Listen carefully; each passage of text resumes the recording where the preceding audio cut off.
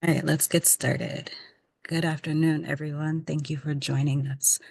Um, as you all know, the objective of this session is to give you all information on what it takes to become a teaching artist with us so that we can prepare for the school year that's coming and get you ready for that process. So let's jump in. We will start with an introduction of our team members, starting with Executive Director Bree Poirier Campbell. Hi, everybody. Kimberly, did you want us to say anything at this point or just say hello? Yes. Yes, just say your role, say hi, welcome, whatever you feel. Good to see so many familiar faces and a lot of new faces too.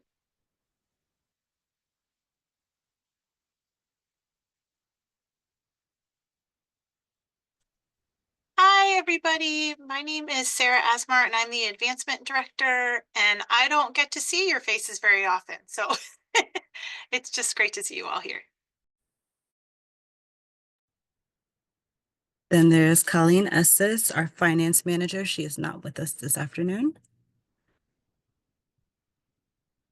Hi, everyone. My name is Emily Wineski. I'm the programming director at Hartford Performs, and so excited to see new faces and familiar faces. Thanks for joining us today. Hi, everyone. I'm Catherine Davis. I'm the program manager, and welcome. And I am Kimberly Cowell, program coordinator. I do see some familiar faces as well as some new faces, so thank you for joining and welcome.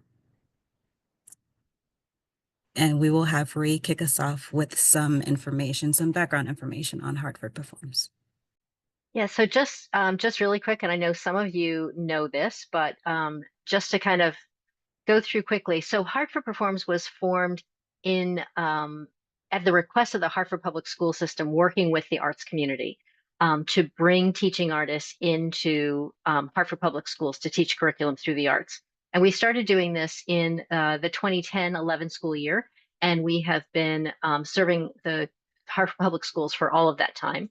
And we, in the last few years, have also added some other schools here and there that we do kind of on a fee for service basis. But our mission is really to serve Hartford Public School kids, to use curriculum in creative, or to use the arts in creative ways that enlighten the curriculum. So kids have other avenues to connect with kind of complex subjects. You guys know better than most how that works.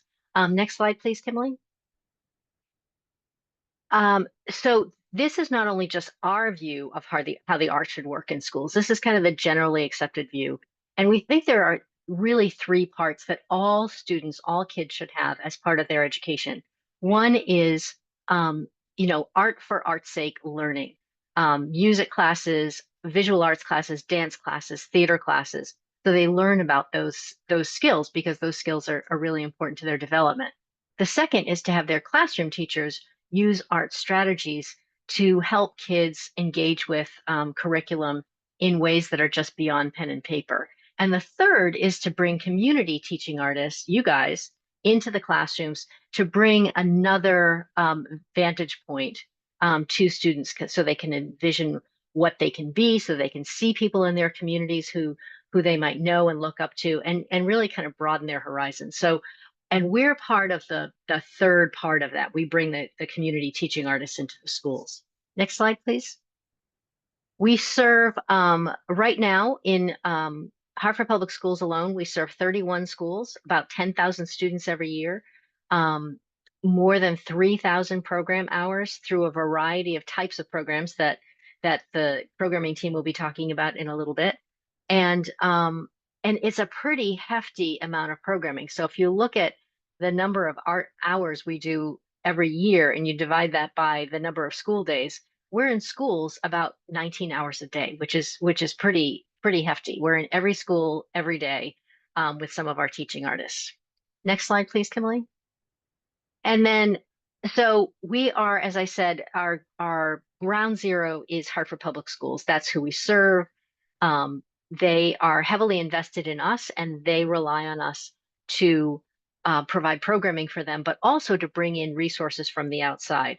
So we get 35 to 40% of our revenue every year is from the Hartford Public Schools, and the rest we fundraise for, mostly from foundations and corporations, and a little bit from individuals and a little bit from government.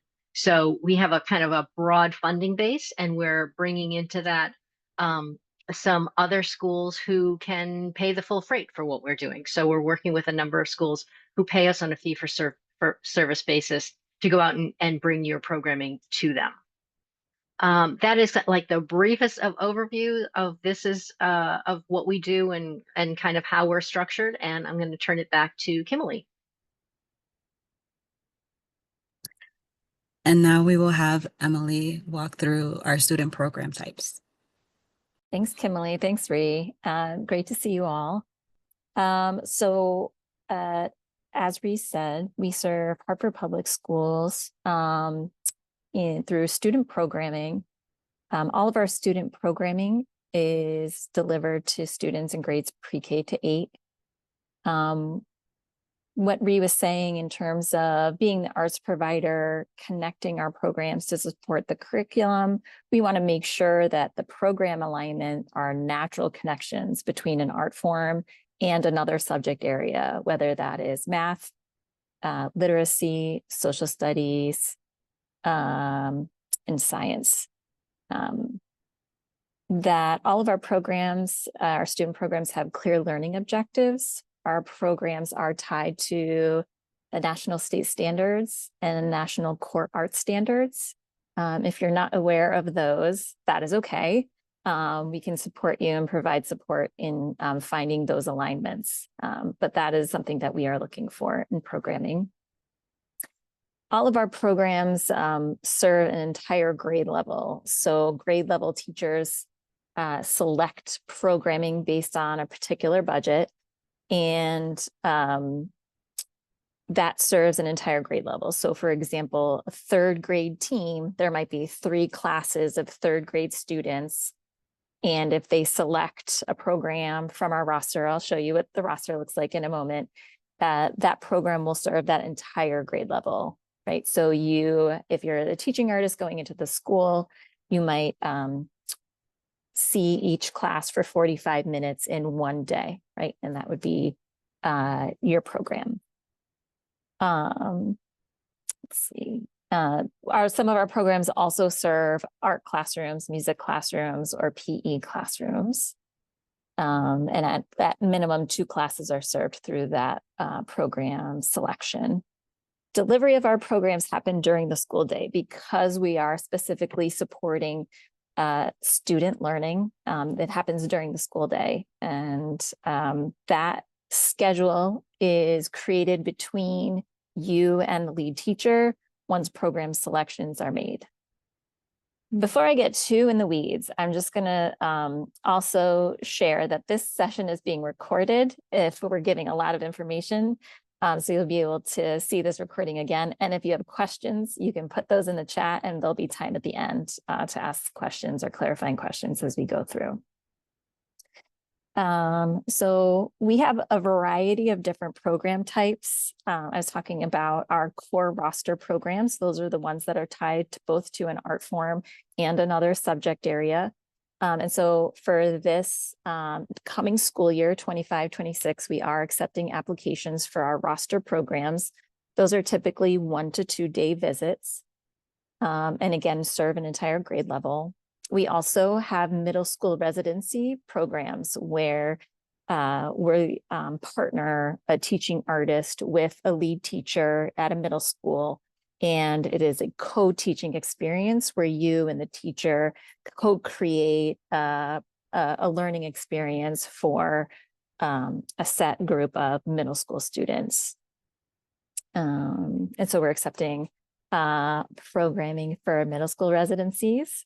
We also have 5-week residencies, which are shortened versions of our middle school residency. Those can happen in any grade level. And they are typically more of an arts-focused residency that happen twice a week for 5 weeks.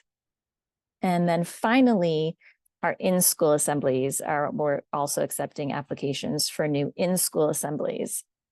This program type is a 1 60-minute performance. There's a range, it could be 40 to 60-minute performance for an entire audience of up to 150 participants. So this would be great for a dance company or a music group that has more of a performance type program where students are more of the audience rather than the participants. For our roster programs, the students should be creating and participating in the art form that you're presenting. Okay. Next slide. So we're accepting applications for those program types that I just mentioned. We're also specifically having gaps in music programming, looking for some music specialties. If you have a specialty in an instrument or in a choral or singing program, we have some gaps there.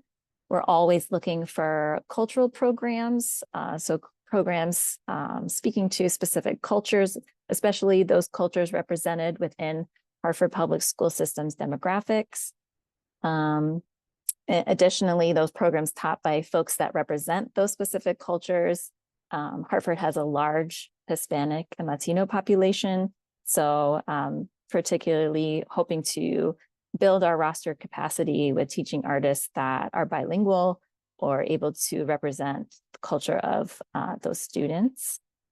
And then we're also always looking for some social emotional programming, particularly for that middle school aged group, where students not only receiving the art form, but understanding kind of those other benefits of participating in the arts around collaboration, communication, eye contact, and teaching artists that can emphasize some of those other qualities. Next slide. So Hartford Performs is not a booking agent. We are not here to get you jobs. Our purpose is student-centered and to ensure that students are receiving the best education and ensuring that they're receiving quality arts education and programming that's going to support their learning. So we have a program roster that is our internal own created database. And that is the place where you would market your programs to Hartford Public School teachers. You have full control over the listing, and there are spaces for you to post photos, title your program, include all of the information that the teachers will need when making their selections and searching through this roster. This roster is open to the public, so if you have not found it yet on our website, you're welcome to go and take a look and see what some of the other programming that we currently offer for this school year, how it's listed, and what we provide for our artists. Again, that we are not a booking agency. Teachers are making selections based on their student learning needs. Teachers make selections for a variety of different reasons. And so, yeah, so just know that teachers make selections. We do not promote or book one program over another.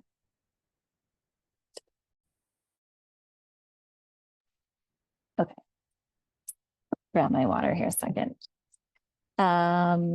Cost breakdown. I'm sure you're all thinking, okay, how do we do this? What is the cost breakdown for our programming? So all of our programming is offered at $0 per student, $5 per student, or $10 per student.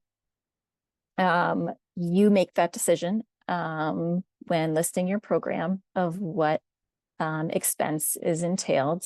And we trust that teaching artists kind of know their programming the best, and those that have a lot of materials and supplies probably are more of a $10 program, or if you're a multi-day visit. But that is your decision and how you determine that. Our programs are budget based on student enrollment. And so again, as teachers and programming serve an entire grade level, that's how programming the cost is determined, what you would receive if your program was booked by a particular grade level. And so if there were 3 classes of 30 students and you had a $5 program, you would receive $450 total for the delivery of that program. Whether that program was 1 day or 2 days, you would not get $450 each day. It would be $450 total for that program delivery to 90 students, right? 3 classes of 30 students. Let's see. Teachers, grade levels have a budget of $20 per student for their selections each year. And so that equals between 2, at minimum, at least 2 programs, right? 2 $10 programs. But we have some teachers that have been with us since our inception and are very savvy shoppers. And we have some grade levels that choose up to 7 programs. With a mixture of $5 programs and $0 programs to get the most experience for their students. Let's see, I think next slide. So that was the cost breakdown for our roster programs, our traditional kind of core roster programs. For our other program types, in-school assemblies are at a flat rate of $500. And that again is for the 1-hour assembly delivered to up to 150 audience members. Our 5-week residencies are an hourly rate, and it's $50 per hour is our rate. And for the 5-week residencies, it's 3 hours per day, twice a week for 5 weeks. Our middle school residencies are heftier with the hopes that you're building a relationship with the teacher, with the students.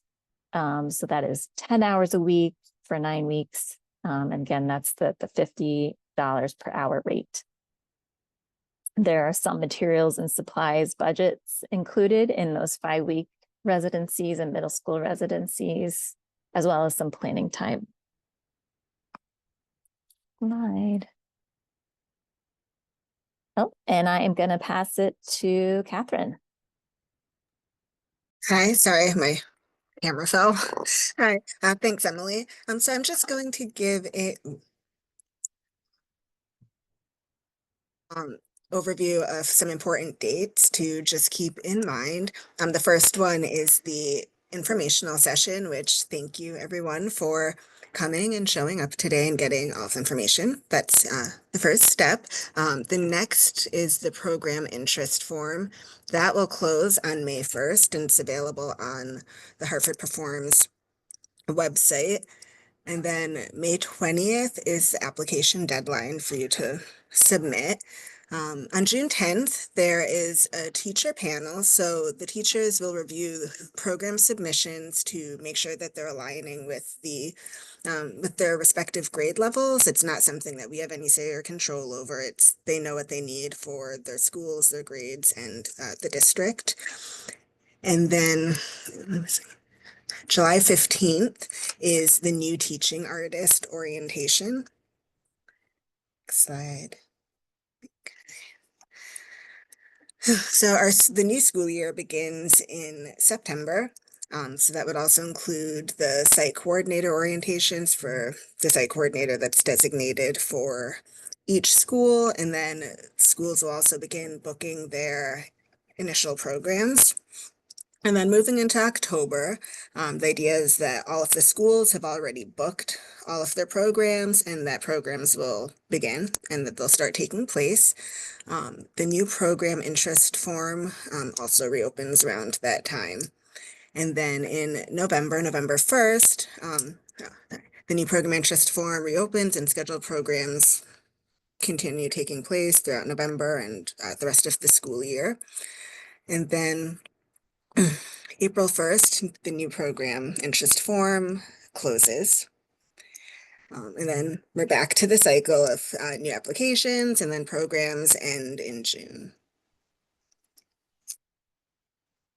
Oh, right, so requirements. So If your application's been approved, there are some requirements for the teaching artist, which include you would need to submit a mandated reporter training, as well as a background check and your W-9 form. And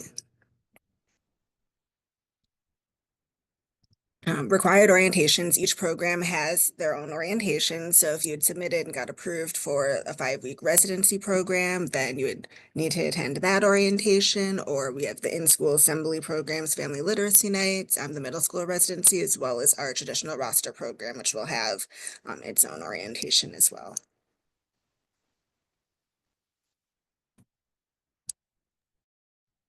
Thank you, Catherine.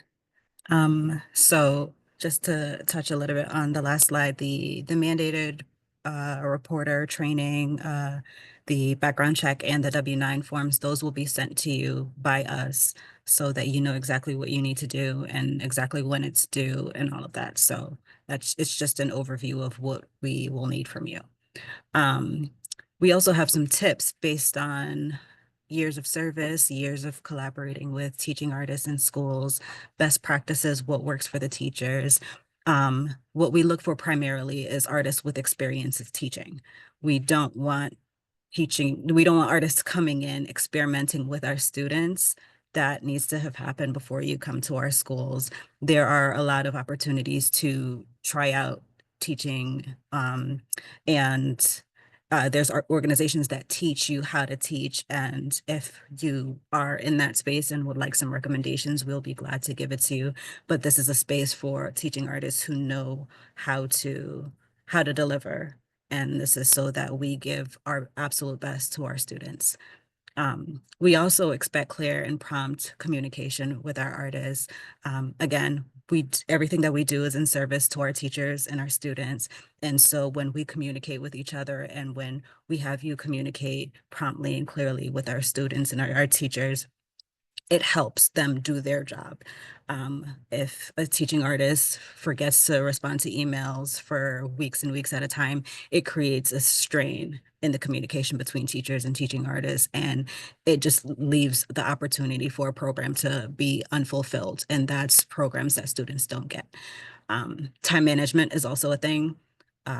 How you manage the time of your program, staying in the allotted time so that you can successfully hand over the classroom back to the teacher at the end of the program without too much hassle for them and without leaving the students in complete disarray.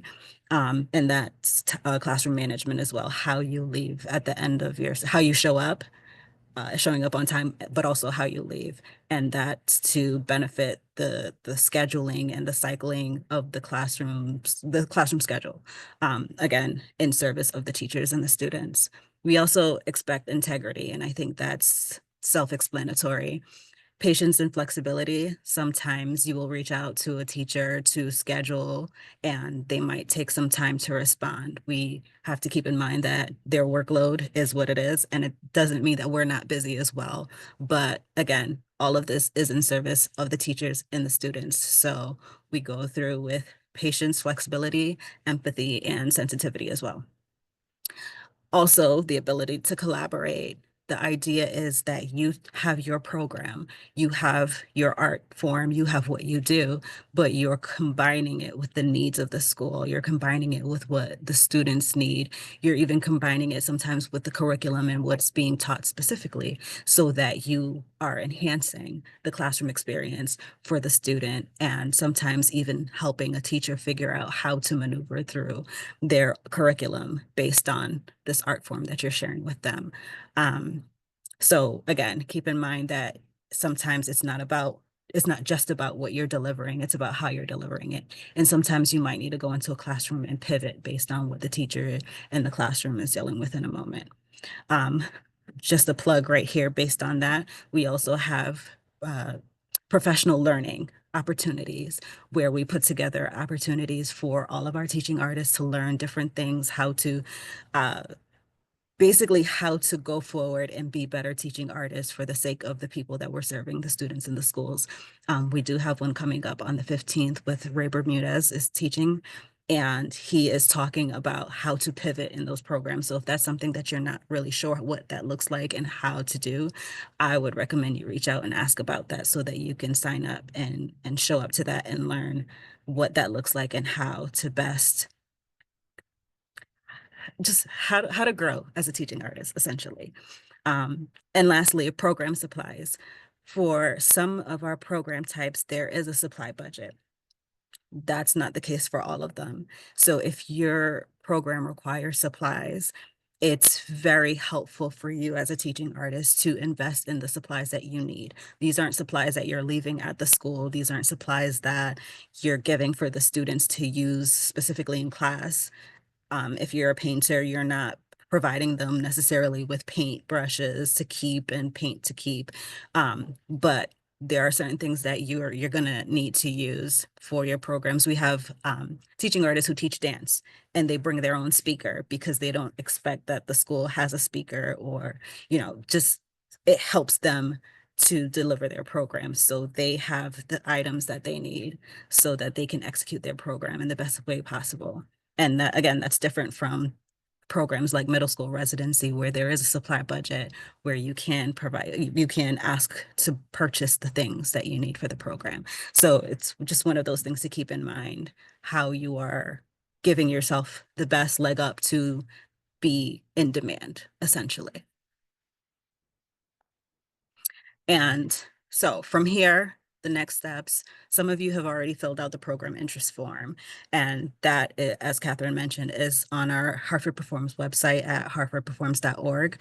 You go, you click on it, and you just tell us about what the program is that you're trying to provide through us. And we will take a look at it, give you feedback if necessary, or let you know what program type best fits what you've submitted. The deadline for that is May 1st. So if you have not done that already, do that by May 1st, so that we can get everything prepared before the deadlines for the application, which is May 20th. For the applications, the programming staff will make recommendations, like I said, for the programs based on what you submitted in the interest form. And that's going to be the thing that the panel of teachers reviews. So they get to decide if this program fits and what it fits and how it fits for them. And again, deadline May 20th. And the teacher panel is going to be on June 10th. So again, when we say deadline May 20th, that's so we can prepare the teachers to review the applications prior to June 10th. So adhere to those deadlines if you want to get in the window. And then you will hear back by July 1st if your program was accepted as is. Again, we will make recommendations. If it doesn't fit based on the program type, if it needs to be tweaked, it's up to you if you want to tweak it, but we will provide that feedback for you. And that's all. So thank you again for coming. I'm not dismissing just yet. We do have some time for questions. And again, this video will be sent out to refresh you, remind you, whatever you need. So don't feel like we have to cram everything in here right now. But now we have time for questions. So Thanks, Kimberly. There were a couple that came up in the chat as we were presenting.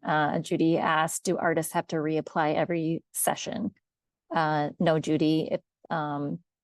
If your program has been gone through the application process and the teacher committee review and accepted, and you're with us year after year, then it's just saying you're continuing on for the next year. But if you have a new program idea or new program interest, then you would go through the application process again. Mark asked, did he miss the fee structure for family literacy programs? Good question, Mark. We actually develop the literacy night family programs in-house. So those are developed with current teaching artists. That is a flat rate fee of $500 per session. And if that's something that you're interested in, that's great to note in your application, and we can chat more about that as you go through the process. And And then we've got the link for the interest form. Okay. When is Uh, the in-person info session? Leah, is that this is the info session. I'm wondering if you mean the April 15th that I mentioned. I'm not sure when that comment came in, but if you can just clarify that.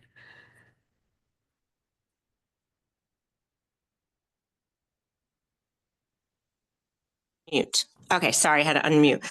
Yes, yeah. So I heard that there's also like an in-person info session just like this. Am I confused about that? Like, is there a way I can come in and, meet with you face to face and talk a little bit more in depth? Or is this it? And then the interest form, and then after that, it's just information about the programming. Okay, yeah, so the info session, this is it. It's virtual because the time span, everyone isn't able to come in person. If you do need a follow-up after you've gone through the process of submitting your interest form, if you do happen to need like a sit down or a conversation, we can schedule that. But as of right now, it's just this informational. You'll receive the video again so that you can review whatever information you need, and then the timeline of events. So yeah, if you have a question about any of that, you can actually reach out. You can send us an email if you have a specific question, or if you're having trouble and need help walking through, let us know. Yeah, I think my main questions were just more about the class breakdowns, and but I'm guessing then once the application process goes through, that's the stuff you'll go through with orientation. Okay. Yes, so there is going to be, so after the application portion, Catherine mentioned on the timeline that there will be a new teaching artist orientation. So that will be more in depth for all the things about the database, how to work the database, things like that. So you'll get a little bit more in depth at that point. Okay, perfect. Thank you. Mhm. Emmy has a question. Do we need to fill out a new interest form for each program we hope to offer? Yes, because the interest form is to gauge, it's for us to be able to gauge what format it's best suited for. So when you submit, if you have two programs that you want to submit, you can do that there and we'll filter it based on that. So when it comes time for the application, you know what, because if basically the application is extensive, and so you're not going to be filling out every single program type. So we'll let you know what program type it fits best, and we have a discussion about that, and then you can go directly to that section of the application, so you're not basically filtering through the whole thing. But yes, if you do have multiple programs that you want to offer, you would need to let us know for both of them, or let us know about them separately. Thank you. I just wanted to chime in with a follow-up question. So I currently offered a large number of programs, about 8 or 9. Seems like a lot of forms to fill out. Would you recommend starting with a particular number as a new teaching artist to your roster? For new teaching artists, I would say start out with I don't want to say one, because it kind of seems, I know a lot of you are new to us, but not new teaching artists overall. That's what I So mean. so I would say have that conversation with us so that we can see what the breakdown is, what the difference between the programs are, and that we can basically try to guide you in the process of how to, if they can be combined in a way, we can walk through that. But we are asking for a cap on program offerings. Emily, do you want to talk about that part, the cap? It's not set in stone just yet, but the idea is to simplify things. And we're doing some efforts to align existing programs and helping new artists align their programs to the shifts in the needs of the school. And so it's to that end, not just to restrict anyone. So yeah, if you have specific programs that you have questions about, if you have like a bunch of them and you have questions, I would say talk to us and see how we can figure that out moving forward. I hope that helped. I know it Yes, was a it little bit did. vague. But Okay. when you say talk to us, that's maybe a phone Oh call yeah. after. Sure. Yep. You can give us a call, you can send us an email. You can actually, I think it might be better to send us an email so we can then schedule maybe a Zoom session versus just, Sure. a phone call. Sounds good. Thank you. Mhm.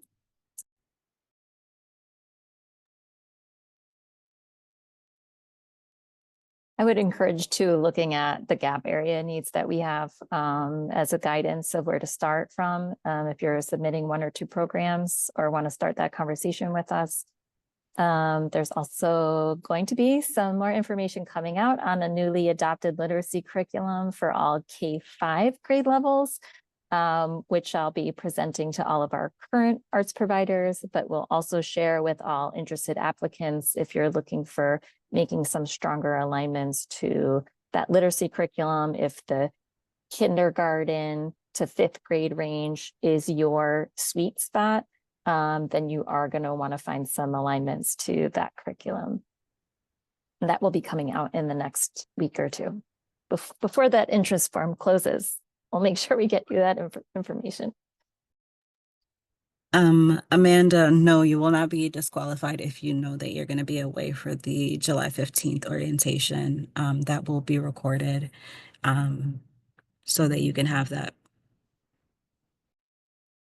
Can I ask a question for clarification? The application, so we submit the interest form and then we're invited to complete the application? Yes, so you will Okay. be you'll get the application once we review the interest form. Okay, thank you. No problem. Any other questions? Well, just with that also, I think you said this, but I'm sorry for my dog. If we're not sure if what we're contemplating is what you're looking for, we can have a phone conversation or a Zoom before doing the application to see if it's something we should Yes. try doing. Yeah. So Okay. that's what the interest form helps. It helps us to gauge. So sometimes people kind of just have like a shell of an idea, but don't exactly know how to form it to our kind of programming. So the interest form helps with that. You tell us what it is that you want to offer, and we tell you what program type it fits best. And then that way if it's something that needs to be developed a little bit more for the specific program type, you'll have time to do that. Okay. All right. Thank you. Mhm. I might have missed this, but I'm curious, are you able to submit more than one program, or is it just one for each school year? Yes, you can submit more than one. If there's any concern with the number of programs, or if there's any maybe recommendations for combining a program based on what we know the school's needs to be, then we'll make that recommendation, but you are free to submit multiple. Thank you. You're welcome. Any other questions?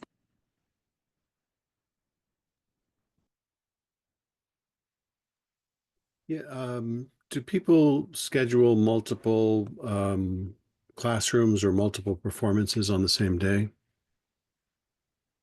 That would be up to you. You can, let's say you're on the traditional roster and you have like 3 different bookings from 3 different schools. You can say, if I'm coming from 40 minutes away or an hour away and want to schedule them on the same day, so I'm only coming out once, you can decide that the scheduling will be left up to you and the teacher. So it would be a conversation. They book you, and then sometimes they'll let you know, like, I would like to have this program and on a Thursday in March. But then there's that back and forth conversation to actually solidify the schedule. So if you want to solidify a schedule that has you going into 3 different schools in one day, so that because you're going to be in the area, that's going to be up to you. I hope, does that answer? Great. Okay, great. I have just a question of clarification. So the program is the program I offer, and I see that you have 3 different types of program: the in-school, the 5-week, and then the middle school. Now, is that, so on the interest form, so actually let me backtrack, because my program can be made into all of those. Is that something that people do, like have a program that's a assembly, but also a 5-week and also a 9-week, but it's the same program, just maximized or minimized? So yes, that is a thing where a teaching artist offers one kind of program and then curates it to fit different program types. There's a possibility for that. But then again, we go from the interest form, we let you know. And if it does fit multiple and you're interested in multiple types, let us know that too. There's a part in the interest form that asks any additional information. You can put that there. Say you have this one thing, but you see how, or you're interested in seeing how it can fit into multiple program types. And we'll have that conversation. I just have a quick question. Judy? Yep. Yes. So I noticed that May 1st is the deadline for the interest form. Are you waiting until after May 1st to let people know whether they can fill out the full application, or will you let them know before May 1st? Well, we'll be processing on our end. I would say wait till May 1st. So everyone's not emailing if they haven't heard anything, by that first week after May 1st. Just give us some time after May 1st, but we'll be getting started in the next couple weeks to going through the interest form submissions that are already there. So yeah, I would say give it some time. We're gonna make sure we have it on time so you do not miss the application window. Because Yes, that's May and 20th, right? That's yes, a pretty yep, short window. yes. Well, so yeah. All right, thank you. We have enough time to make sure you don't miss that. But yes, thank you. Anyone else? Emily, there are a few people for whom we do not have email addresses, and I know you want to send this out, and I'm just wondering how you want to handle Yes. that. Okay, so if you did not get an email from me yesterday to follow up on this session, can you drop your email in the chat just so I'll know to send you this? I know there are some who weren't in the registration form, but they emailed me separately or spoke to me through socials. And some of you already have your email address. But if I did not send you an email, if you did not get an email from me yesterday to follow up about this, please drop your email in the chat so we can follow up with you and send you this video.